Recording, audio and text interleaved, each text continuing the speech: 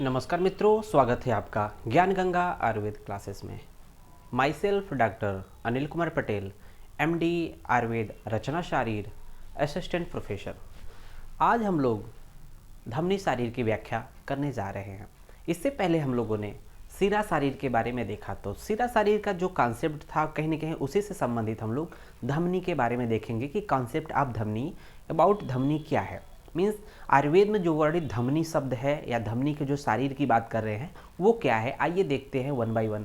तो हम लोग जब जानते हैं कि जब भी आयुर्वेद में जो भी टॉपिक है बहुत ही क्लियर कट नहीं है, लेकिन ये मानना ज़रूरी है कि जो आज से कई हजार वर्ष पहले का जो ज्ञान था, तो आज के इस एडवांस जो डेवलप जो आज के समय की तुलना अगर हम करें पहले से, तो कहीं ना कहीं जो हम लोग का जो साइंस था उस समय काफ़ी डेवलप था।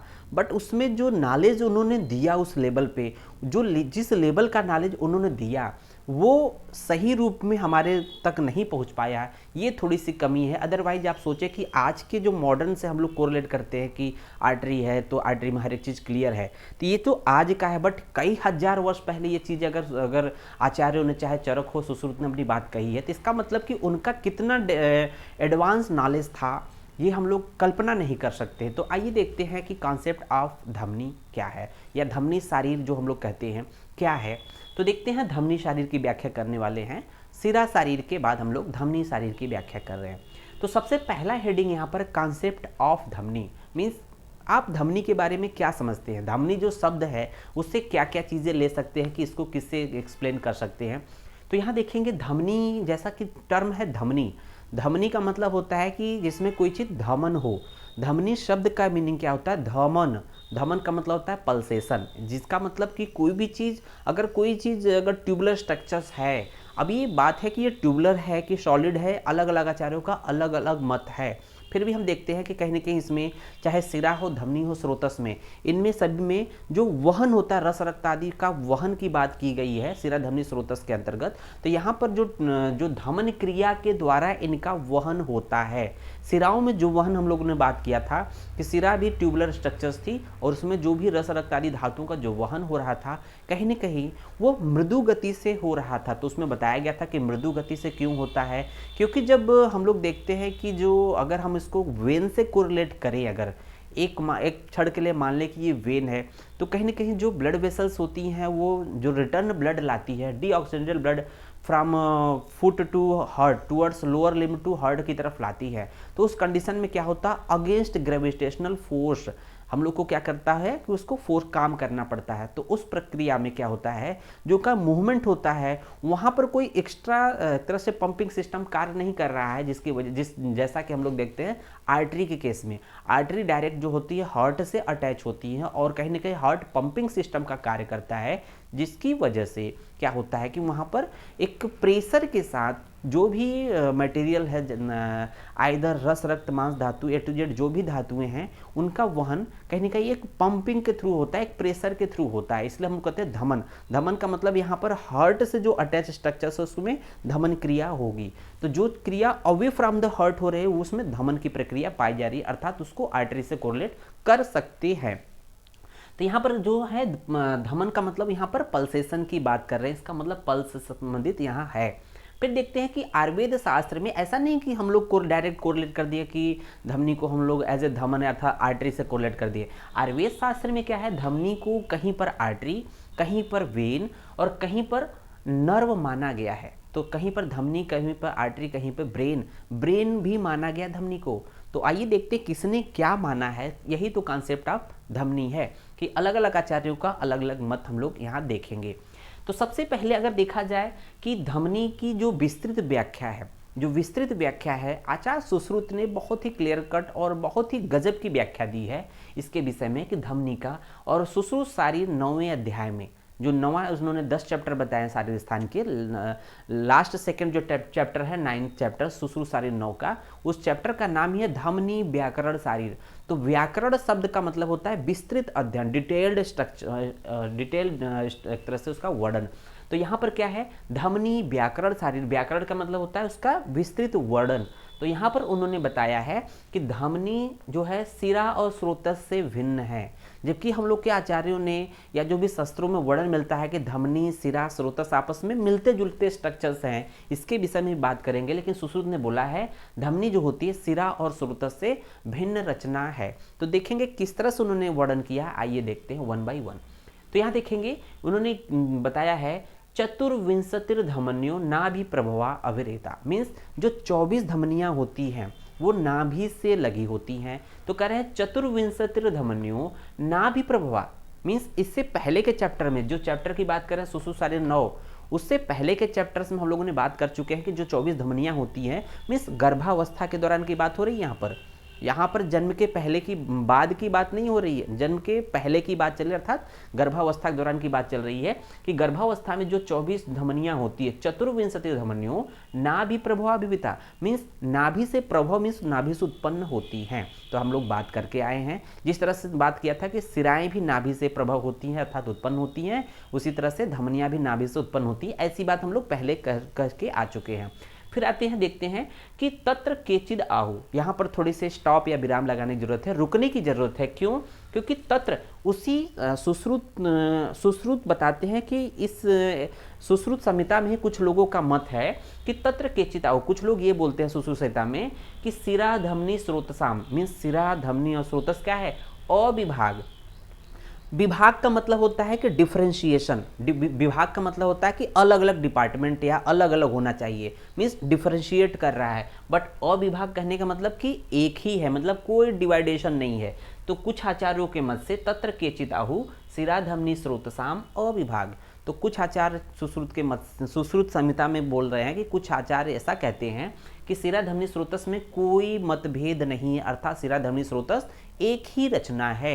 ये सुश्रुत के अंतर्गत कुछ अन्य अदर आचार्यों का मत है। तो देखेंगे यहाँ पर फिर उसके बाद उन्होंने कहा है कि क्यों एक ही रचना है। वो आचार्य जो बोल रहे हैं, सुश्रुत बोल रहे हैं कि कुछ आचार्य बोलते हैं कि सिरा धमनी स्रोतस में कोई मतभेद नहीं है, अर्थात कोई डिफरेंशिएट नहीं, डिफरेंस नहीं है। लेकिन वो क्यों ऐसा बोल रहे हैं, अपना कारण भी स्पष्ट कर रहे हैं। क्यों कर रहे हैं? सिरा विकारा एवं ही धमन्या स्रोतांसी चेती, मीन्स वो बोल रहे हैं कि जो धमनी और स्रोतस होते हैं सिराओं के विकार होते हैं। तो देखेंगे सिरा विकारा एवं ही, मीन्स सिराओं के विकार मीन्स सिराओं के द्वारा ही उत्पन्न होते हैं। विकार का मतलब होता है उन्हीं से उत्पन्न होना, या बाई प्रोडक्ट की बात करते हैं। सिरा विकारा एवं ही धमन्य स्रोतांसी चेती, तो धमनी और स्रोतस क्या होते हैं? सिराओं के बाई प्रोडक्ट होते हैं, अर्थात सिराओं के द्वारा धमनी और स्रोतस उत्पन्न होते हैं। इसलिए धमनी, सिरा धमनी स्रोतस में कोई भेद नहीं है, अर्थात कोई अंतर नहीं है। ये सुश्रुत में वर्णित अदर आचार्यों का मत है। फिर देखेंगे क्या कर रहे हैं कि लेकिन तत्तु न सम्यक, लेकिन सुश्रुत इस बात को कट कर रहे हैं कि नहीं, ऐसा नहीं है। क्योंकि क्या कर रहे हैं? तत्तु न सम्यक, मीन्स जैसा आप लोग कह रहे हैं, जो अदर आचार्य कह रहे थे कि सिरा धमनी और स्रोतस में कोई भेद नहीं है, क्योंकि सिराओं के ही विकार धमनी और स्रोतस होते हैं। तो इस बात को या इस मत को आचार्य सुश्रुत काटते हैं, या फिर इसको काटते हुए कहते हैं कि आप लोग जो कह रहे हैं ठीक नहीं कह रहे हैं, अब हम जो कह रहे हैं उसको सुनिए। फिर देखेंगे, फिर यहाँ पर सुश्रुत ही बोल रहे हैं कि अन्या एवं ही, अन्या का मतलब होता है इन तीनों में रचनाओं में भिन्नता है। अन्या एवं ही धमन्य स्रोतांसी च सिराभ्य, मीन्स सिराओं से धमनी और स्रोतस अन्य है, मीन्स उनसे अलग अलग हैं। मीन्स सिरा धमनी स्रोतस ये तीनों अलग अलग रचना है। आप लोग जो कह रहे हैं कि सिरा धमनी स्रोतस एक है, ये ठीक नहीं है। फिर देखेंगे कि अन्या एवं ही धमन्या स्रोतांसी सिराभ्य कस्मात, क्यों होता है? तो उन्होंने चरक ने, सुश्रुत ने, आचार्य सुश्रुत ने क्लियर कट उन सबकी बातों को काटा है और फिर अपनी बात को कहा है कि नहीं, जो आप कह रहे हैं वो ठीक नहीं है। क्यों ठीक नहीं है? क्योंकि सिरा धमनी स्रोतस तीनों अलग अलग रचना है, और क्यों अलग है इसका उन्होंने रीजन दिया। तो देखेंगे यहाँ पर 4 कारण है जिसकी वजह से हम लोग देखेंगे सिरा धमनी स्रोतस क्या होते हैं, ये अलग अलग है। मीन्स धमनी जो होता है सिराओं और स्रोतस से भिन्न रचना है। तो देखेंगे क्या है कि क्या कारण 4, तो व्यंजनत्वात्, कस्मात् व्यंजनत्वात्, व्यंजनत्वात् मीन्स उनके लक्षण, इनके तीनों के अलग अलग लक्षण होते हैं, तीनों के अलग अलग लक्षण होते हैं। इसका डिटेल वर्णन हम लोग स्रोतस के अंतर्गत पढ़ेंगे कि इसकी एग्जैक्ट जो डिटेल में इसका हम लोग स्रोतस के अंतर्गत पढ़ेंगे, ठीक है। बट यहाँ पर देख लीजिए कि हम लोग कॉन्सेप्ट ऑफ स्रोतस ध्वनि पढ़ रहे थे, यहाँ पर आ गया कि कस्मात व्यंजनत्वात्, व्यंजनत्वात् मतलब होता है कि इसके लक्षण भिन्न भिन्न होते हैं, चाहे सिराओं के हो, ध्वनियों को, स्रोतस को, तीनों के अलग अलग लक्षण होते हैं। दूसरा कारण क्या बताया जिसकी वजह से ये ध्वनियाँ जो है स्रोतस और सिरा से भिन्न है, तो देखेंगे मूल से निमात, मीन्स इसकी जो मूल है अर्थात रूट अर्थात ओरिजिन अलग अलग होती है, तीनों की ओरिजिन अलग अलग बताई गई है, उसके बेसिस पे ये तीनों आपस में अलग होते हैं। तीसरा पॉइंट देखेंगे कर्म वैशेष्य, तीनों में अलग अलग कर्म होता है, तीनों में अलग अलग कर्म होता है, तो हम लोग देखेंगे कौन कौन से अलग अलग कर्म है स्रोतस के अंतर्गत हम लोग डिटेल पढ़ेंगे। तो देखेंगे पहला था कि ये तीनों में लक्षण भिन्नता होती है, तीनों के अलग अलग लक्षण होते हैं। दूसरा भिन्नता था कि इनके जो रूट होते हैं, ओरिजिन होती है, वो अलग अलग है। तीसरा है कि उसके कर्म वैशेष्यात् मीन्स कर्म भिन्नता की वजह से होती है, कर्म विशेषता अर्थात कर्म में अंतर की वजह से होता है। और चौथा है आगम, आगम का मतलब होता है शास्त्र।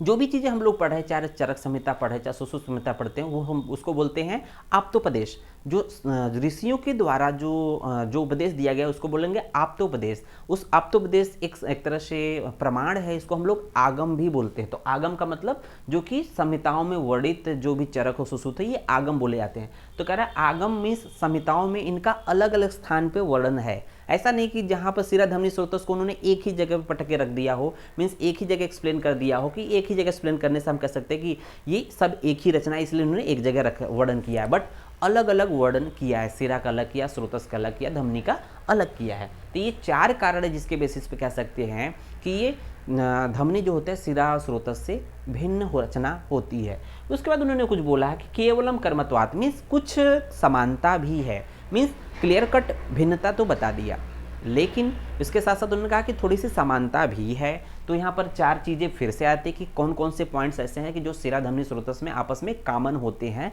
तो देखेंगे वो कॉमन पॉइंट कौन कौन से हैं। तो देखेंगे केवलम तू परस्पर सन्निकर्षात्, तो ये कह रहा है परस्पर सन्निकर्षात् मतलब होता है शरीर, देखेंगे शरीर जहाँ पर आर्टरी होती है वहीं पर वेन होते हैं, उसी के आसपास स्रोतस होते हैं।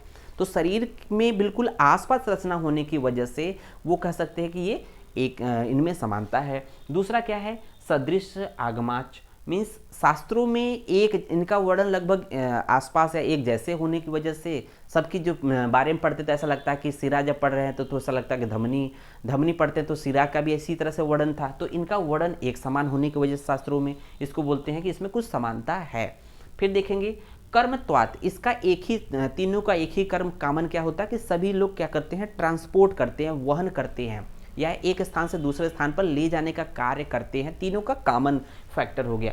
चौथा चीज़ है सौक्ष्म्यात्, ये जो तीनों रचनाएं हैं सिरा, ध्वनि और स्रोतस, ये तीनों क्या होती है, बहुत ही सूक्ष्म रचना होने की वजह से ये मान सकते हैं कि इनमें समानता है। तो इस तरह से सुश्रुत ने बहुत ही सुंदर एक्सप्लेनेशन किया, कॉन्सेप्ट ऑफ ध्वनि को एक तरह से रिप्रेजेंट करने की कोशिश किया है कि नहीं, सिरा जो ध्वनि जो होती है सिराओं और स्रोतस से भिन्न रचना है, तो उसका कारण भी बताया।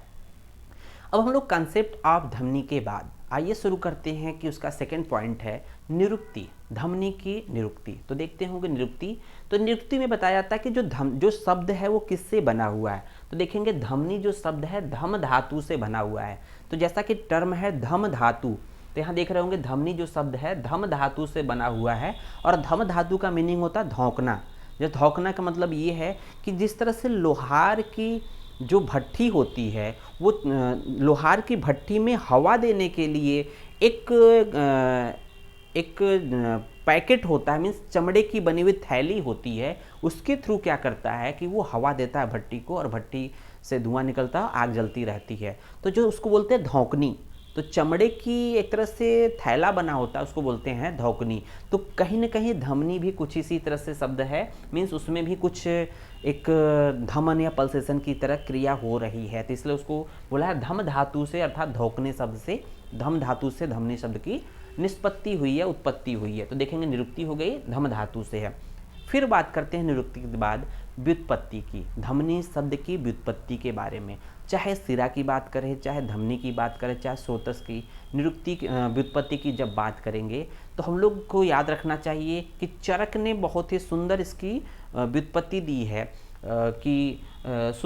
चरक सूत्र 30वें अध्याय के अंतर्गत अर्थे 10 महामूलाध्याय के अंतर्गत जहाँ पर उन्होंने हृदय का वर्णन किया, जहाँ पर उन्होंने ओज का वर्णन किया है, वहीं पर शिरा धमनी स्रोतस की व्युत्पत्ति के बारे में बात किया है। तो उन्होंने देखें धमनियों के बारे में क्या व्युत्पत्ति दी है, धमनाथ धमन्या। तो जिसमें कहते हैं धमनाथ मीन्स होता है जिसमें धमन क्रिया हो। धमनाथ का मतलब होता है जिसमें धमन क्रिया हो। धमन क्रिया का मतलब जिसमें पल्सेशन की क्रिया हो। तो हम लोग अगर मॉडर्न से कोरिलेट अगर कर ले एक बार कि जो हार्ट होता है वो पंपिंग सिस्टम का काम करता है, अर्थात जो पंपिंग का कार्य होता है वो हार्ट के थ्रू होता है, और डायरेक्ट जो ब्लड होता है वो हार्ट से डायरेक्ट आर्टरी में जाता है। तो जो प्रेशर के थ्रू ब्लड जाता है तो ये आर्टरी की तरफ इंडिकेट कर रहे हैं व्युत्पत्ति के अकॉर्डिंग। सुश्रुत चरक भी इसको बोल रहे हैं कि आर्टरी की तरफ इंडिकेट कर रहे हैं। फिर देखेंगे इसी व्युत्पत्ति पे चरक के धमन्या को और थोड़ा सा एक्सप्लेन करने की कोशिश किया है चक्रपाणि दत्त ने।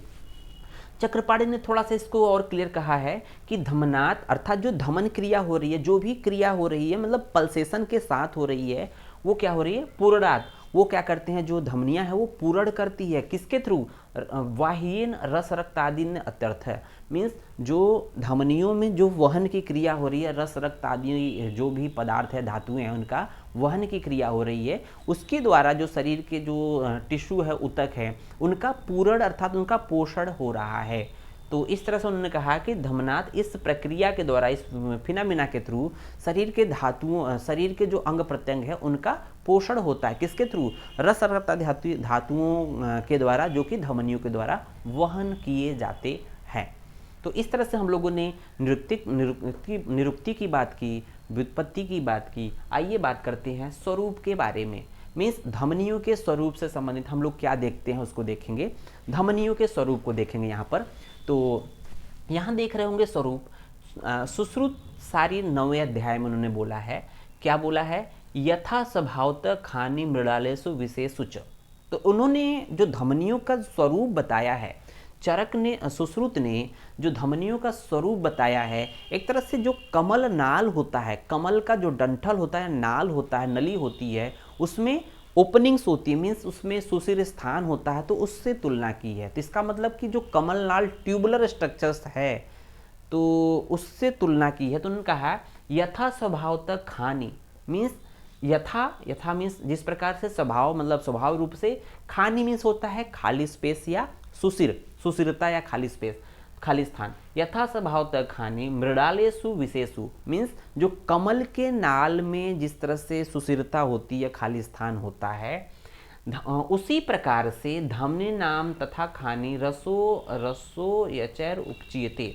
मीन्स कि ये जो बात कर रहा है, तो ये इस तरह से भी कह सकते हैं कि जो ट्यूबुलर स्ट्रक्चर्स है उसकी तरफ भी इंडिकेट कर रहा है। दूसरा पॉइंट ये कह रहा है कि जिस प्रकार से धमनियों का कार्य क्या है कि जब धमनियाँ जैसे ग्रेटर आर्टरी होती हैं, ग्रेटर आर्टरी के बाद मतलब कि जो इसका एक तरह से डायमीटर ज़्यादा होता है और ये डायमीटर है, और उसके बाद थोड़ी सी आगे बढ़ने पर उसका डायमीटर और लेस हो जाता है, और लेस हो जाएगा, मीन्स लेसर आर्टरी हो जाएंगी, फिर उसे आर्टरियोल में चेंज जाएंगे, आर्टरियोल से कैपिलरी में जब कन्वर्ट होती है, कैपिलरी लेवल पे जो रस रक्त इत्यादि धातुओं का जो धमनी के थ्रू या आर्टरी के थ्रू वहन होता है, वहाँ पर एक्सचेंज की प्रक्रिया होती है। मीन्स जो कैपिलरी लेवल पे जो एक्सचेंज की प्रक्रिया हो रही है कि जो भी मान लीजिए ब्लड है, सिंपल ब्लड किसी टिश्यू लेवल पे जाएगा, लेकिन अल्टीमेट उसका जो एक्सचेंज प्रोसेस होगा वो कैपिलरी के लेवल पे होगा। इसका मतलब कि जो यहाँ पर कैपिलरी की तुलना कर रहे हैं कि यथा स्वभाव तक हानि मृणालेषु विशेषुच, जिस प्रकार से कमलनाल में अनेक छिद्र होते हैं, उसी प्रकार से धमनी नाम तथा खानि रसो यैर उपचीयते, उसी प्रकार से धमनियों में भी बहुत से छिद्र होते हैं, ओपनिंग्स होती हैं, जिसके थ्रू रस रक्त आदि धातुओं के द्वारा शरीर के अंग प्रत्यंगों का उपचय होता है, अर्थात वृद्धि होती है। ऐसा वर्णन सुश्रुत सारे 9वें चैप्टर में किया गया है। तो इस तरह से उन्होंने एक स्वरूप बताने की कोशिश की कि कमलनाल के में जिस प्रकार से कई ओपनिंग्स होते हैं या ट्यूबुलर स्ट्रक्चर से, उसकी तुलना उन्होंने धमनी से की है। आइए देखते हैं कि चक्रपाणि ने इसकी तुलना किससे की है, धमन्यो रसवाहिन्यो धमनी पौनम तनो। मीन्स जो धमनियों में जो रसवाहिनियाँ हैं, जो धमनी एज ए रस वाहिनी है, मतलब जो रस धातुओं का वहन कर रही है, जिसको हम लोग धमनी बोल रहे हैं, तो जो धमनियाँ हैं जो रस वाहिनी के रूप में हैं, वो क्या करती है, धमनती मीन्स पल्सेशन के साथ, मीन्स पल्सेशन के धमन के साथ उसमें रस धातुओं का वहन हो रहा है। और वो पल्सेशन किसके थ्रू हो रहा है, इन्होंने बताया पवनम तनो, ये वायु के द्वारा एक तरह से ये धमन या पल्सेशन हो रहा है। क्योंकि जो भी स्ट्रक्चर, जो भी एक तरह से ट्रांसफर मटेरियल हो रहा है इस धमनी में, वो कहीं ना कहीं पवन के, वायु के द्वारा है। तो हम लोग उसको कोरिलेट करते हैं कि वात को हम लोग एक तरह से नर्वस सिस्टम की तरफ इंडिकेट कर रहे हैं जब, तो हार्ट जो है डायरेक्टली किससे एक तरह से कंट्रोल होता है, वेगस नर्व के थ्रू कंट्रोल होता है। अगर वेगस नर्व की एक्टिविटी प्रॉपर न रहे तो कहीं ना कहीं उसकी गति को कम हो जाती है, या हार्ट की गति तेज हो जाती है, या डिस्टर्ब हो जाती है रिदम, जिसकी वजह से कह रहा है उसको हम लोगों ने पवन अर्थात उस नर्वस सिस्टम की तरफ इंडिकेट कर रहा है, जो उसकी धमन की प्रक्रिया है वायु के द्वारा। आयुर्वेद बोल रहा है कि हम लोग मॉडर्न में उसको कहते हैं ना कि heart is controlled by nervous system. तो कहीं ना कहीं यहाँ पर वायु और नर्वस सिस्टम को कोरिलेट करने की कोशिश किया है चक्रपाणी ने। फिर देखेंगे पंडित गंगाधर शास्त्री ने क्या बोला है कि उन्होंने कोरिलेट किया कि मस्तिष्क को हृदय माना है। तो अगर मस्तिष्क को हृदय उन्होंने माना है तो यहाँ पर इसका मतलब कि मस्तिष्क को हृदय माना है, और मस्तिष्क के निकलने वाली जो नालियाँ होती है, जो भी स्ट्रक्चर्स निकल रहे हैं, उसको उन्होंने क्या मान लिया, नर्व है। तो धमनी को फिर क्या मान लेंगे, नर्व। अगर मस्तिष्क को हृदय मान लेंगे और फिर धमनी को क्या मान लेंगे, नर्व। तो नर्व अगर बात करें कि फिर नर्व है, तो इसका मतलब हम लोग जो अभी तक बात कर रहे हैं कि धमनी में क्या होता है, खानी होता है। खानी का मतलब एक तरह से स्पेस होता है। तो उस तरह से देखेंगे धमनी में तो सुशीर स्थान पाया जाता है, बट नर्व तो सॉलिड स्ट्रक्चर होती है। इस हिसाब से इनका मत कट जाता है। इनका पंडित गंगाधर शास्त्री का मत कट गया कि इन्होंने कहा कि मस्तिष्क को हृदय मान लिया, अर्थात जब हृदय मान लिया मस्तिष्क को, तो हृदय से निकलने वाली अर्थात मस्तिष्क से निकलने वाली जो रचनाएं होती हैं उनको नर्व मान लेंगे। तो नर्व तो सॉलिड स्ट्रक्चर्स है, मीन्स कॉर्ड लाइक स्ट्रक्चर है। जबकि धमनी क्या है, खाने में डाले सुविशेष उच्च, मीन्स धमनियों में कई स्पेसेस होते हैं, पोर्स होते हैं। तो इस तरह की चीजें ये यहाँ पर फिट नहीं बैठ रही, इसलिए हम पंडित गंगाधर शास्त्री के मत को नहीं मानते हैं। फिर इनके मत के बाद कुछ अदर आचार्यों ने बोला है, क्या बोला है देखेंगे। कुछ विद्वानों के मत से क्या होता है कि धमनी दो प्रकार की होती है। तो उन्होंने कहा कि धमनी दो प्रकार की होती है। एक सुषिर धमनी मीन्स ऐसी धमनियाँ कि जिसमें कुछ जो है स्पेसेस पाए जाते हैं, मीन्स खानी पाए जाते हैं, जो कि ट्यूबुलर होती हैं, तो उसको हम लोग आर्टरी की संज्ञा दे देते हैं। कुछ ऐसी धमनियाँ होती हैं जो असुषिर होती है, मीन्स जो सॉलिड होती हैं, जो ट्यूबुलर नहीं होती हैं, उसको हम लोग नर्व की संज्ञा दे देते हैं। तो अगर इसको अगर आज पंडित गंगाधर शास्त्री मान सकते थे, तो हम लोग कह सकते हैं कि नहीं, ऐसा हो सकता है कि ठीक है, उन्होंने कि नर्व को भी मान लिया और धमनी को भी मान लिया, दोनों को एक साथ, बट ऐसा उन्होंने नहीं कहा। तो यहाँ पर हम इनको सपोर्ट कर देते हैं कि कुछ विद्वान ऐसा मानते हैं कि धमनी दो प्रकार की होती है, उस सुषिर धमनी और असुषिर धमनी। सुषिर धमनी को हम लोगों ने आर्टरी से कोरिलेट कर दिया और असुषिर धमनी को हम लोगों ने नर्व से कोरिलेट कर दिया। तो उसके बाद देखते हैं कि ये जब स्वरूप की बात हो जाती है तो हम लोग आते हैं कि उसके उत्पत्ति एवं संख्या के बारे में। उत्पत्ति एवं संख्या के बारे में देखेंगे तो यहाँ पर दो तरह से उत्पत्ति की बात करेंगे। जिस तरह से हम लोग ने सिराओं के संदर्भ में बात किया था कि जो सिराएं होती हैं ड्यूरिंग गर्भावस्था, मीन्स पीरियड एम्ब्रियोनिक डेवलपमेंट के समय, जब माता पे टोटली गर्भ डिपेंड रहता है, एम्ब्रियो डिपेंड रहता है, उस समय उसको सिराओं का जो मूल था उन्होंने क्या माना था, नाभि माना था। लेकिन आफ्टर बर्थ जो सिराओं का मूल है वो हृदय माना है, ऐसा कहा जाता है। उसी तरह से हम लोग यहाँ चरक और सुश्रुत की बात करेंगे कि जब गर्भावस्था की बात करेंगे तो वहाँ पर जो धमनियों का मूल है वो नाभि है। लेकिन जब आफ्टर बर्थ मीन्स प्रसव के बाद जब बालक जो है पूर्ण रूप से सेल्फ डिपेंडेंट हो जाता है, अर्थात माता पर निर्भर नहीं रहता है, उस स्थिति में उसका जो हृदय है या लंग्स है या जो भी ब्रेन है, ए टू जेड जो विसराज होते हैं वो एक्टिव हो जाते हैं। तो उस कंडीशन में धमनियों का जो मूल है वो हृदय मान लेते हैं। तो आइए वन बाई वन बात कर लेते हैं इसके विषय में। तो देखेंगे पहला पॉइंट, हम लोगों ने पहला पॉइंट दिया यहाँ पर कि उत्पत्ति व संख्या। तो सबसे पहले सुश्रुत शारीर 9वें अध्याय के बारे में देखेंगे। सुश्रुत शारीर 9वें अध्याय धमनी व्याकरण शारीर के अंतर्गत हम लोग देखेंगे। तो यहाँ देख रहे होंगे कि तासाम तू नाभि प्रभावडाम। तो यहाँ पर जो बात करा नाभि प्रभवाणाम मीन्स धमनियों की उत्पत्ति नाभि से होती है, तो क्लियर कट सीधे सीधे हम लोग समझ सकते हैं कि यहाँ पर नाभि से उत्पत्ति होने का मतलब यह है कि जो बात हो रही है कहीं ना कहीं गर्भ से संबंधित बात हो रही है। अभी जो बालक है जो डेवलप हो रहा है माता के गर्भाशय में, टोटली माता पे डिपेंड करता है। और किसके थ्रू डिपेंड करता है? जो अम्बिलिकल कार्ड होती है या रसवाही गर्भ की नाभि नाड़ी होती है, उसके थ्रू माता के प्लेसेंटा से होते हुए, गर्भ नाभि नाड़ी से होते हुए, नाभि से होते हुए जो भी रस का जो आदान प्रदान होता है कहीं ना कहीं, तो यहाँ पर बात हो रही है गर्भावस्था के दौरान। तो यहाँ देखेंगे तासाम तु नाभि प्रभवाणाम मीन्स जो धमनियों की उत्पत्ति नाभि से मानी है। देखेंगे धमनी नाम ऊर्ध्वम, तो ये नाभि से उत्पन्न होकर धमनियाँ क्या होती है? धमनी नाम ऊर्ध्वम, ऊर्ध्वम 10 अर्थात जो है जब नाभि से उसकी प्रभाव मानी गई है तो उसके बाद बात करेंगे कि ये नाभि है तो इससे ऊपर की तरफ कितनी जाएंगी? 10 हो जाएंगी। नीचे की तरफ कितनी जाएंगी? 10 हो जाएंगी। तिर्यक कितनी जाएंगी? तो ये 4 हो जाएंगी। तो ऊपर जाएंगी 10, नीचे जाएंगी 10 और तिर्यक 4 होती हैं। तो यहाँ देख रहे होंगे तासाम तु नाभि प्रभाणाम, धमनी नाम जो धमनियाँ होती हैं नाभि से प्रभाव होती है, अर्थात गर्भावस्था की बात कर रहे हैं, उसमें जब नाभि से उत्पन्न होती हैं तो ऊर्ध्वगा 10 अर्थात नाभि से ऊपर की तरफ 10 धमनियाँ आती हैं। 10 च अधोगामन्य, 10 जो होती है नाभि से नीचे की तरफ जाती हैं। और चतस्र तिर्यगा मीन्स 4 जो होती है वो तिर्यक होती है, मीन्स न ऊपर न नीचे, दाएं बाएं एक तरह से चली जाती हैं। तो इस तरह से हम लोग देखते हैं कि यहाँ चतस्र तिर्यगा मीन्स 4 जो होती है वो तिर्यक गमन करती है। तो इस तरह से सुश्रुत शारीर 9वें अध्याय में धमनी व्याकरण शारीर के अंतर्गत उन्होंने ये एक्सप्लेन किया है।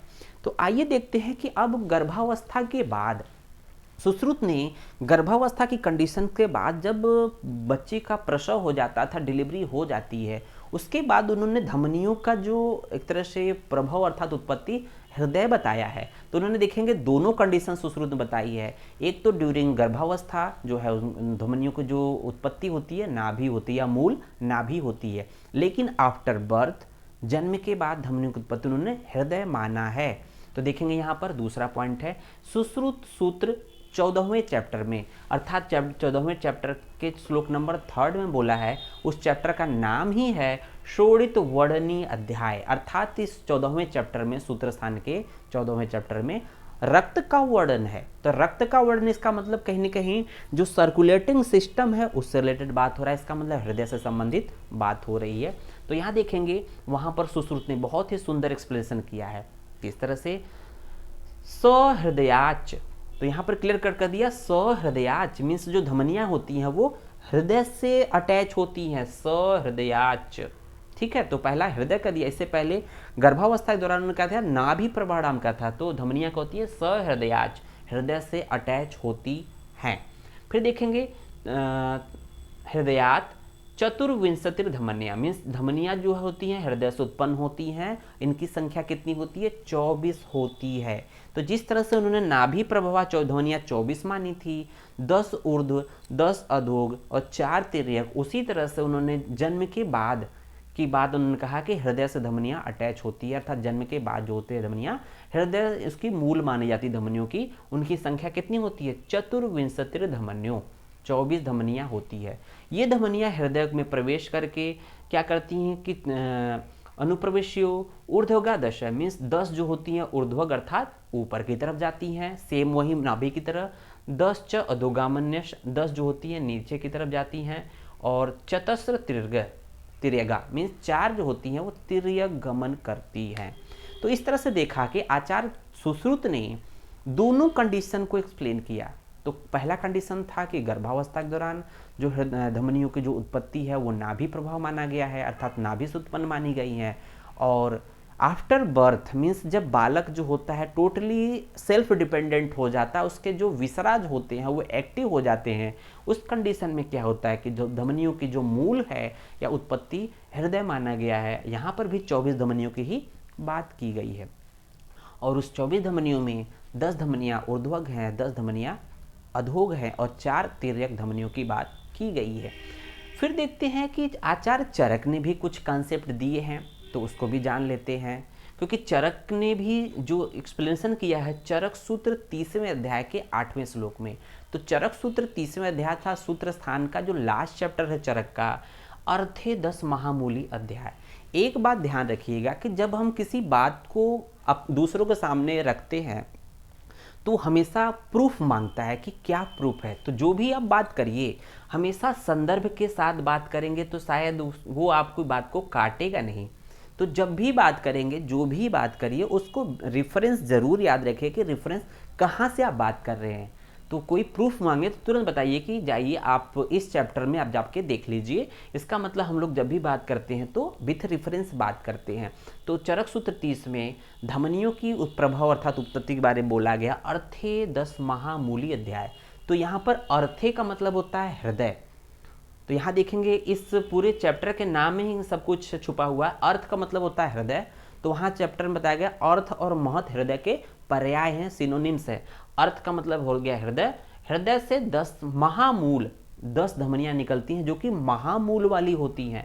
तो अर्थ से 10 महामूली मीन्स अर्थ अर्थात हृदय से 10 महामूल वाली धमनियों निकलती हैं या उत्पत्ति होती है या प्रभाव होती है। तो इसमें हम लोग देखेंगे तेन मूलेन महता, तेन मूलेन महता महामूला मता दशा। मीन्स तेन का मतलब होता है हृदय, अर्थात तो उस हृदय स्वरूप जो मूल है, मूल क्या है? हृदय है। धमनियों का मूल क्या है? हृदय है। तो उस मूल स्वरूप जो हृदय से महता अर्थात महत जो है हृदय का पर्याय है, उस हृदय स्वरूप मूल से महामूला मता दशा जो 10 धमनियाँ होती है। देखेंगे 10 धमनियाँ हैं। तेन मूलेन महता अर्थात हृदय स्वरूप मूल से 10 धमनियाँ जो कि महामूल वाली 10 धमनियाँ उत्पन्न होती है या प्रभव होती है। फिर क्या कहती है? इन धमनियों को स्पेसिफिक नाम दिया गया है। ये पॉइंट आपसे पूछा जाएगा या किसी भी पीजी एग्जाम में पूछा जाता है। तो ओजोवाह किसे कहा गया? चरक ने ओजोवाह किसे बोला? चरक ने ओजोवाह धमनियों को बोला है जो कि हृदय से उत्पन्न होती हैं। तो यहाँ देखेंगे उसी धमनियों को बोला गया है कि ये जो धमनियाँ होती हैं 10 महामूल अर्थात रूपी हृदय से निकलती हैं। यहाँ देखेंगे ओजोवाह शरीर अस्मिन, जो ओजोवाह अर्थात ओज का वहन करने वाली। तो क्यों ओजोवाह बोला इसको भी जानना जरूरी है, क्योंकि जो ओज का आश्रय क्या होता है? ओज, ये जैसा कि नाम है ओजोवाह अर्थात ओज का वहन करती हैं। ओज का वहन तभी करेंगी जब हृदय ओज का आश्रय रहेगा, अर्थात हृदय में ओज आश्रित होता है। तो हम लोग को पता होता है कि ओज की बात हम लोग जब करते हैं तो ओज का स्थान हृदय माना है। आचार्य चक्रपाणी ने ओज के 2 भेद की बात किया है, एक पर ओज एक अपर ओज। जो पर ओज होता है वो श्रेष्ठ होता है। पर का मतलब श्रेष्ठ, जैसे परमात्मा, उसी तरह से पर ओज। तो पर ओज श्रेष्ठ होता है, उसका स्थान हृदय होता है। और उस पर ओज में अगर थोड़ा भी कमी आ गई तो सीधे व्यक्ति की मृत्यु होती है।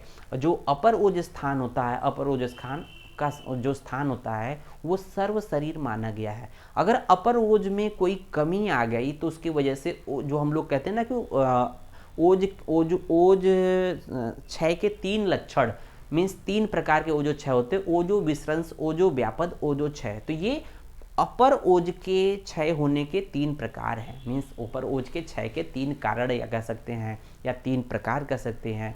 तो ओजो विश्रंस, ओजो व्यापद, ओजो क्षय। तो इस तरह से चरक ने एक्सप्लेन किया है कि ओजोवाह अर्थात ओज का वहन करने वाली जो 10 धमनियाँ होती है महामूल वाली होती है, शरीरे अस्मिन मीन्स शरीर अर्थात हृदय से निकलकर संपूर्ण शरीर में ये फैल जाती हैं। तो इस तरह से हम लोगों ने यहाँ पर अभी बात किया है कि इस तरह से स्वरूप, उत्पत्ति एवं संख्या के बारे में। तो देखेंगे किस तरह से उत्पत्ति हो रही है कि गर्भावस्था के दौरान कहाँ उत्पत्ति मानी है आचार्यों ने और आफ्टर बर्थ क्या मानी है। साथ ही साथ हम लोगों ने देखा कि उसकी संख्या के बारे में सुश्रुत ने उसकी संख्या 24 बताई है, चाहे वो हृदय से हो चाहे नाभि से हो। आचार्य चरक ने जो धमनियों की संख्या 10 मानी है। तो धमनियाँ 10 जो है महामूल वाली है। हो सकता है कि जो 10 धमनियाँ आगे चलकर और संख्या बढ़ जाएगी। तो इसके बाद हम लोग बात करते हैं कि इस जो 24 धमनियाँ सुश्रुत के अकॉर्डिंग उनके कार्य या उनके विभाजन के बारे में देखते हैं।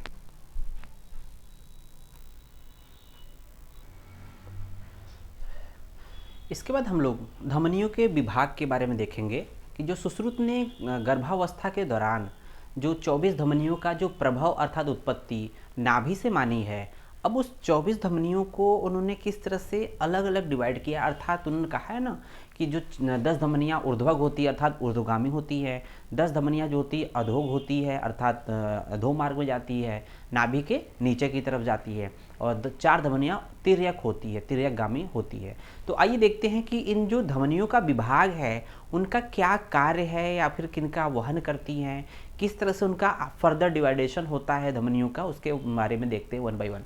तो यहाँ देख रहे होंगे धमनियों के विभाग या धमनियों के भेद के बारे में बात करेंगे। थोड़ा सा जब इसके बारे में डिटेल पूछा जाता है तो कहीं ना कहीं हम लोग को आता है कि हमारे पास मैटर होना चाहिए।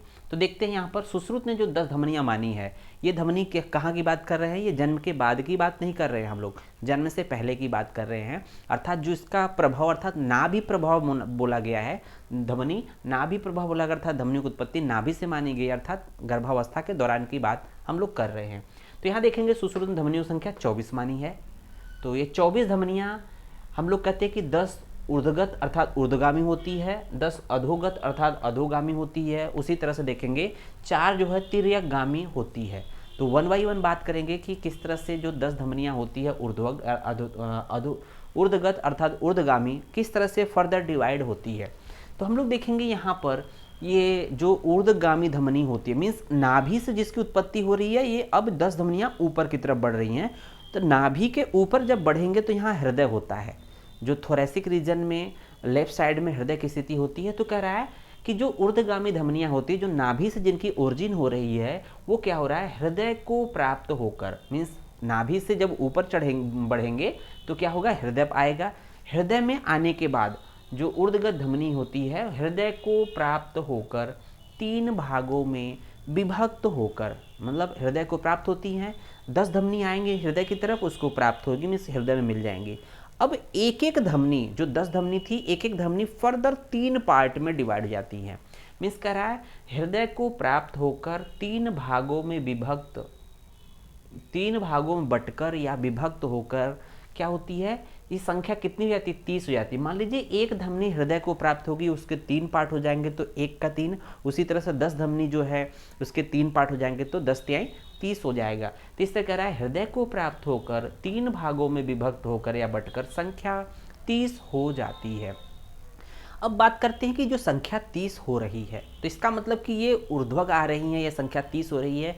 ये संख्या कैसे 30 होती है, इसका भी उन्होंने क्लियर कट वर्णन किया है और इनके अलग अलग फंक्शन और कार्य होते हैं। तो यहाँ पर देखेंगे संख्या 30 कैसे होती है। तो यहाँ देखेंगे वात, पित्त, कफ, रक्त, रस को वहन करने वाली धमनी होती है। प्रत्येक की संख्या 2-2 होती है, जैसे वात को वहन करने वाले, पित्त को वहन करने वाली, कफ को वहन करने वाले और रक्त को वहन करने वाली, साथ साथ रस को वहन करने वाली जो धमनी होती है उनकी संख्या, हर एक की संख्या 2-2 होती है। इसलिए कहा VPKR इंटू रस इंटू 2, मतलब हर एक की संख्या 2-2, तो 4 गुणे 2 इक्वल 5, 5 गुणे 2 इक्वल टू 10 हो गया, टोटल संख्या 10 हो गया। फिर इसका मतलब 30 में से 10 हम लोग ने देख लिया। फिर देखेंगे कि शब्द, रूप, रस, गंध।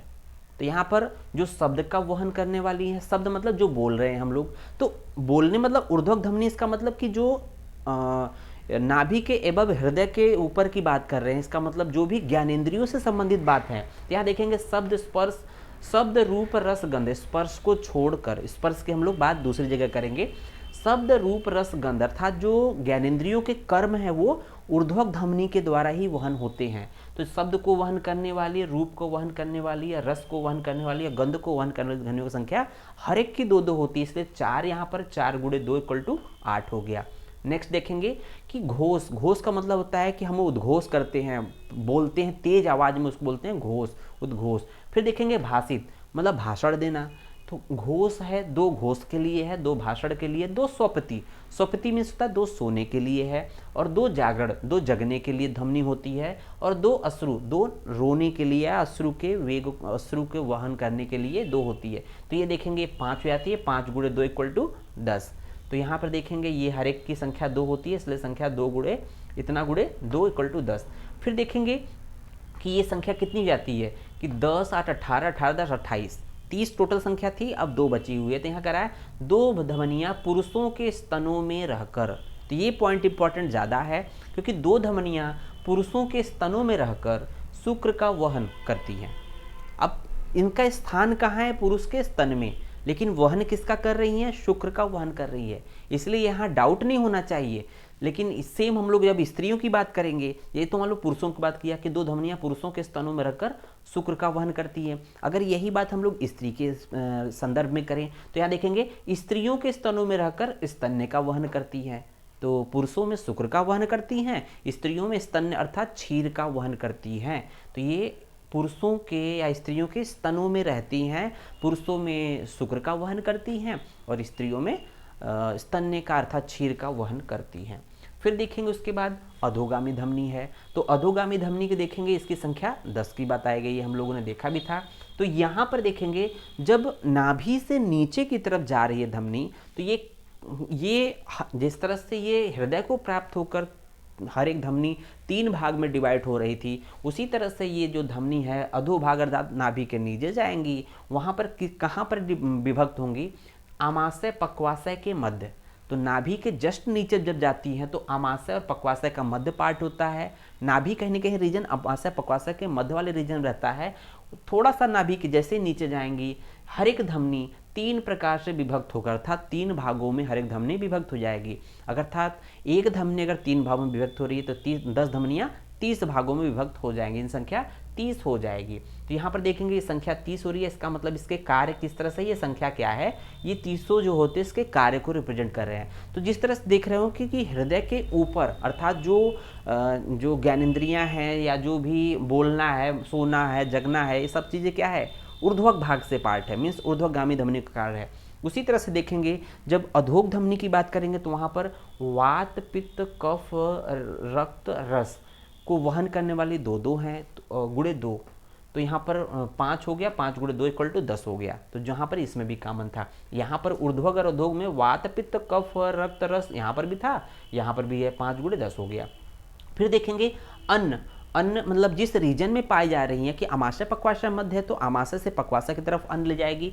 तो अन्न वह तोय वह मीन्स जल का वहन करने वाली, अन्न का वहन करने वाली 2, तोय अर्थात जल का वहन करने वाली 2 और मूत्र का वहन करने वाली 2, क्योंकि मूत्र जो है, मूत्र प्रक्रिया जो होती है नीचे की तरफ हो रही है तो ये यूरिनरी ब्लैडर या बस्ती की तरफ जा रहा है, तो मूत्र को वहन करने वाली 2 हो गई। इस तरह से यहाँ पर 3 स्ट्रक्चर अन्न तोय मूत्र गुणे 2 इक्वल टू 6, हर एक के 2 हैं, इसलिए संख्या 6 हो जाती है। फिर देखेंगे शुक्र को वहन करने वाली 4 होती हैं। यहाँ पर जो अधोगामी धमनी है शुक्र को वहन करने वाली 4 होती हैं। तो यहाँ पर देखेंगे 2 शुक्र के प्रादुर्भाव अर्थात 2 शुक्र को उत्पन्न करती हैं और 2 शुक्र का विसर्ग करती हैं। 2 शुक्र का प्रादुर्भाव अर्थात उत्पन्न करती हैं, 2 विसर्ग करती हैं, इसलिए संख्या 4 हो गई। सेम देखेंगे स्त्रियों में इसी प्रकार आर्तव वह स्थिति होती है कि 2 आर्तव को उत्सर्ग करती है अर्थात उत्पन्न करती हैं, 2 उसका वहन करती हैं। फिर देखेंगे पुरुष वह जो है, पुरुष को वहन करने वाली धमनियाँ 2 होती है और स्वेद का वहन करने वाली धमनियाँ 8 होती है। तो इसको काउंट करेंगे, ऐड करेंगे, 10 6 16 4 20 20 2 22 8 30, तो ये संख्या हो जाती है 30। तो हम लोग देख रहे हैं कि अधोगामी धमनी की जो संख्या होती है 10 विभक्त हो जाती है अमाशय पक्वाशय के मध्य, वो संख्या 30 हो जाती है। किस तरह से किसका वहन करती है, इनके कार्य क्या है। अब देखेंगे तिर्यकगामी धमनियों के जो फर्दर डिवाइडेशन है और साथ ही साथ उसके कार्य को देखेंगे। तो ये जो तिर्यकगामी धमनियाँ हैं संख्या 4 बोली गई है। उत्तरोत्तर सैकड़ों मतलब ये बाद में जब विभक्त होती है, जैसे ही तिर्यक जाती है मीन्स न ऊपर जाएंगी न नीचे जाएंगी अर्थात तिर्यक जाएंगी, तो क्या होगा उत्तरोत्तर अर्थात जब ये आगे बढ़ती हैं तो सैकड़ों अर्थात सैकड़ों और हजारों प्रकार से विभक्त होकर मीन्स ये संख्या असंख्य की तरफ बढ़ जाती है। उत्तरोत्तर सैकड़ों और हजारों प्रकार से विभक्त अर्थ होकर अर्थात बटकर संख्या जो है असंख्य हो जाती है। तो असंख्य हो जाने की वजह से क्या हो जाएगा, ये क्यों हो रहा है, क्योंकि सैकड़ों हजारों भागों में एक एक धमनी विभक्त हो रही है, इसलिए संख्या असंख्य हो जा रही है। फिर यहाँ देखेंगे इसके कार्य के बारे में बोला गया है कि यहाँ सुखकर तथा असुखकर स्पर्श का वहन हो रहा है।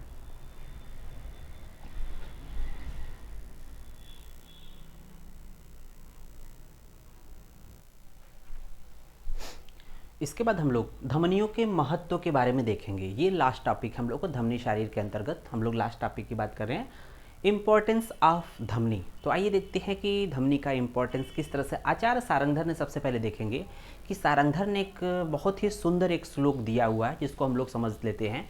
उन्होंने कहा है करस्य अंगुष्ठ मूले कर कर अर्थात हाथ, अंगुष्ठ मीन्स अंगूठा हो जाएगा, करष्ठ अंगुष्ठ मूले या धमनी जीव साक्षड़ी।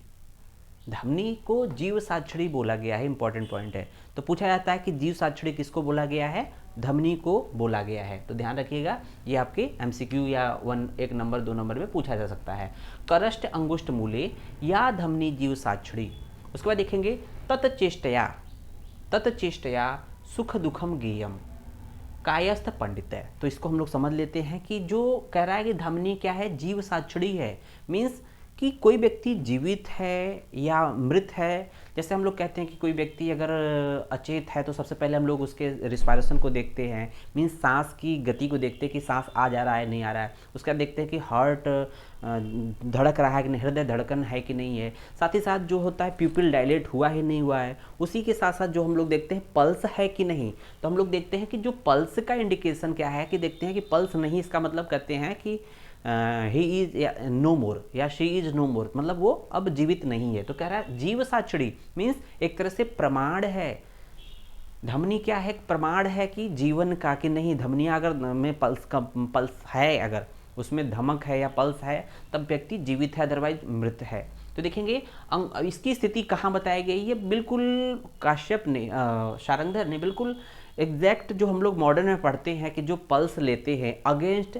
तो देखेंगे कर से अंगुष्ठ मूल्य, कर अर्थात हाथ में, हाथ में कहाँ पर, रेडियस बोन के अगेंस्ट पल्स लेते हैं हम लोग। पल्स कहाँ से लेते हैं, रेडियस बोन के अगेंस्ट। ये हम लोग देखते हैं इस तरह से, ये लेटरल साइड में क्या होता है, रेडियस होता है, और मिडिल क्या हो, मिडिल साइड में अल्ना होता है। तो हम लोग देखते हैं कि रेडियस का जो एंड होता है, लोअर एंड, वहाँ पर जहाँ एक तरह से रिस्ट जॉइंट बनता है, यहाँ पर हम लोग कहीं ना कहीं रेडियस बोन के अगेंस्ट हम लोग देखते हैं कि रेडियल एक तरह से आर्टरी होती है, उसके जो उसमें जो पल्सेशन है उसको फील करते हैं। करश अर्थात हाथ की अंगुष्ठ, हाथ के अंगूठे के मूल में। तो ध्यान दीजिएगा, हाथ के अंगूठे का मूल किधर है, रेडियस बोन की तरफ है। अगर हाथ की कनिष्ठिका अंगुली बोलता तो ये अल्ना की तरफ होता, बट ये क्लियर कट कर रहा है कि करस से हाथ के अंगुष्ठ मूल अर्थात अंगूठे के मूल की तरफ हम लोग क्या करते हैं, करस से अंगुष्ठ मूले जो हम लोग एक तरह से पल्स लेते हैं, धमनी जीव साक्षड़ी। तो ये जब हम लोग देखते हैं तो ये बताता है कि व्यक्ति जीवित है या नहीं है। साथ ही साथ क्या है कि जो नाड़ी वैद्य होते हैं, इसी के थ्रू हम लोग ज्ञात करते हैं कि आपको कौन सी बीमारी है। तो ये देखेंगे क्लियर कट इतना वर्डन मॉडर्न से कोरिलेट कर रहा है, कहीं ना कहीं मॉडर्न आज का। इसका मतलब हम लोग का जो आयुर्वेद शास्त्र है काफ़ी डेवलप है, जिसके बेसिस पे मॉडर्न वालों ने भी अपनी एक तरह से इसको डेवलप किया है। तो देखेंगे तत्चेष्टया मीन्स इस जो पल्स हो रहा है या धमनी है, इसकी गति के आधार पर कहते हैं ना कि ये इसमें इसकी गति कैसी है, वातज है, पित्तज है या द्वंद्वज है या मिश्रित गति है। तो डिफरेंट गतिज बताई गई, उसके बेसिस पे हम लोग बोलते हैं कि कौन सी गति में व्यक्ति सुखी रहता है, मीन्स स्वास्थ्य है, कौन सी गति की वजह से कौन सा रोग हुआ है, उसी से पता चलता है। नाड़ी वैद्य जो हो आजकल बोले जाते हैं, जो पहले भी थे, वो ये बताते हैं कि ये तत्चेष्टया मीन्स इसके चेष्टा अर्थात इस तरह से देखने से हम लोग के सुख दुख की स्थिति पता चलती है। सुख का मतलब होता है यहाँ पर स्वास्थ्य की कंडीशन, व्यक्ति स्वस्थ है। दुख का मतलब उसमें व्यक्ति में कोई ना कोई रोग है, ये धमनी के द्वारा पता चलता है। और साथ ही साथ देखेंगे कि जो ये विधि जानता है, ये धमनियों को देखना या नाड़ी को देखना या पल्स को देखना जो जानता है, उसको क्या बोलते हैं, पंडित बोलते हैं, अर्थात विद्वान बोलते हैं या काय चिकित्सक बोलते हैं। कायस्थ पंडित है मीन्स उस शरीर, काय मीन्स होता है शरीर, शरीर के पंडित अर्थात शरीर के चिकित्सक के बारे रूप में जाना जाता है, जो ये इस तरह की चेष्टा को जानता है, सुख दुख अर्थात जीव साक्षड़ी के रूप में जानता है। तो धमनी को जीव साक्षड़ी कहा गया है। तो शारंगधर ने कुछ इस तरह से एक्सप्लेन किया है। फिर देखेंगे सुश्रुत ने शारीर स्थान के 9वें अध्याय में इसकी इंपॉर्टेंस को बताया है कि देखेंगे, लेकिन थोड़ा सा यहाँ पर जो श्लोक है बहुत ही एक सिस्टमेटिक वे से उसका हम मीनिंग नहीं निकाल पाएंगे। सबसे पहले हम उसको 1 बाय 1 उसको मार्क करेंगे। तो पहले पॉइंट मार्क करेंगे, पंच अभिभूता को 1 नंबर देंगे। उसके बाद 2 नंबर किसको देंगे, उसके जस्ट नीचे दूसरी लाइन देखेंगे, पंच अभिभूता को 1 नंबर देंगे। उसके बाद पंचेंद्री को हम लोग 2 नंबर देंगे। उसके बाद देखेंगे पंचसु को 3 नंबर देंगे। उसके बाद देखेंगे कि इसके जस्ट पहली लाइन में पंचकृत्व को हम लोग 4 नंबर देंगे। फिर देखेंगे 5 नंबर किस में आते हैं, तो 5 नंबर जो दूसरी लाइन में है भावयंती को हम लोग 5वें नंबर देंगे। छठा नंबर हम देखेंगे तीसरे लाइन में पंचेंद्रियम जो शब्द है उसको छठा पॉइंट देंगे। और उसी तीसरे लाइन में जो पंचसु है उसको हम लोग 7वां नंबर देंगे। उसके बाद देखेंगे 8वां नंबर भावयित्वा को देंगे। उसके बाद देखेंगे 8 के बाद 9वां नंबर किसको देंगे, भावयित्वा के बाद विनाशकाले, तो इसको हम लोग 9वां नंबर देंगे। उसके बाद जो है पंचत्व देखेंगे, यहाँ पे टर्म है पंचत्व, इसको 10 पॉइंट देंगे। और आयांती पंचत्व आयांती को हम लोग 11वां नंबर देंगे। तो इसी सीक्वेंस में हम लोग उसको पढ़ेंगे। तो देखेंगे पंचभूता मीन्स होता है कि 5 महाभूतों से उत्पन्न। हम लोग ध्वनि के इंपॉर्टेंस के बारे में कह रहे हैं कि ध्वनि किस तरह से जब जीवित व्यक्ति होता है तो उसका क्या कार्य है, और उसका जब मृत हो जाता है तो किस तरह से समाप्त हो जाती है, उसके बारे में इंपॉर्टेंस बता रहा है कि पंचभूता अर्थात पंच महाभूतों से उत्पन्न, पहला पॉइंट है। दूसरा पॉइंट देख रहे होंगे पंचेंद्रिय अर्थात पंच महाभूतों से उत्पन्न। दूसरा पॉइंट देखेंगे पंचेंद्रिय अर्थात पांचों इंद्रियों वाले कर्म पुरुष को, जो पंच महाभूतों से उत्पन्न 5 इंद्रियों वाले कर्म पुरुष को। तीसरा पॉइंट देखेंगे पंचसु अर्थात आकाश आदि पंच महाभूतों में। चौथा पॉइंट देखेंगे कि यहाँ पर दिया है पंचसु का मतलब पंचेंद्रिय अधिष्ठानों में। चौथा पॉइंट देखेंगे कि पंचकृत्व अर्थात पर्याय से 5 बार। फिर देखेंगे 5वां पॉइंट भावयंता अर्थात नियोजित करती है और करती है। उसके बाद देखेंगे 6ठा पॉइंट पंचेंद्रिय अर्थात जो है इंद्रिय पंचक, सूक्ष्म रूप इंद्रिय पंचक को। 7वां पॉइंट देखेंगे पंचसु अर्थात आकाश आदि पंच महाभूतों में। फिर देखेंगे 8वां पॉइंट भायित्वा अर्थात नियोजित करके। 9वां पॉइंट देखेंगे विनाशकाले अर्थात नाश होने के समय में। 10वां पॉइंट देखेंगे पंचत्व अर्थात नाश को। आयांति अर्थात प्राप्त होती है। तो कुछ इस तरह से जहाँ पर भी जब एक कोई श्लोक दे दे पंच पंच पंच, देखेंगे हर एक पॉइंट में पंच पंच है, इसका मतलब हम लोग ध्वनि के इंपॉर्टेंस के बारे में पूछ रहा है। जब कभी भी इसको एक्सप्लेन करने के लिए पूछे, जब कभी भी श्लोक के रूप में कोई रेफरेंस दे दे कि कहे कि इसका संदर्भ सहित व्याख्या करिए, जहाँ आप देखेंगे पंच है, ये पंच है, ये पंच है, ये पंच है, ये पंच है, ये पंच है, ये पंच है, इसका मतलब इसमें कई पंच पंच आ गया है, इसका मतलब ये ध्वनि को एक्सप्लेन कर रहा है। इस तरह से हम लोग ध्वनि शारीर की बृहद व्याख्या हम लोगों ने कर दिया। अगर आपको लगे कि इससे कुछ अलग मैटर आप कुछ बताना चाहते तो कमेंट बॉक्स में ज़रूर शेयर करें। अगर ये वीडियो पसंद आया हो तो उसको ज़रूर कमेंट करें, जिससे कि हमें लगे कि हम इसको और अच्छे से आगे के वीडियो को और बता सकें। और कुछ अगर कमी लगे तो उसको भी कमेंट बॉक्स में ज़रूर शेयर करें। ठीक है, कमेंट करें।